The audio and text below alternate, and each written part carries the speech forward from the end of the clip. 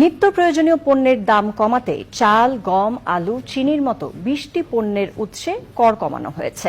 দেশীয় শিল্প উদ্যোক্তা ও তথ্য প্রযুক্তি সেবার সম্প্রসারণে বিদ্যমান শুল্ক কাঠামোতে সহায়তার ঘোষণা দেওয়া হয়েছে। নতুন বাজেটে কর, ভ্যাট ও শুল্ক সুবিধার হ্রাস বৃদ্ধির কারণে কোন কোন পণ্যের দাম বাড়বে বা কমবে তা জানাচ্ছেন মাসরুর শাকিল।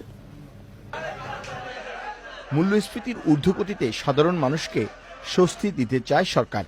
তাই এবারের বাজেটে নিত্য প্রয়োজনীয় ২০টি পণ্য ধান, চাল, গম, আলু, মাছ, মাংস, পেঁয়াজ, রসুন, মটর, ছোলা, মসুর, আদা, হলুদ, শুকনো মরিচ, ডাল, ভুট্টা, আটা, ময়দা, লবণ, ভোজ্য তেল ও চিনি উৎসে কর ২% থেকে কমিয়ে ১% করা হয়েছে। শুল্ক কাঠামোর পরিবর্তনের কারণে দাম কমতে পারে গুঁড়ো দুধ, chocolate, laptop, rod, bar, angle, motorcycle, kidney dialysis filter ও সার্কিট এবং কৃষি যন্ত্রপাতির।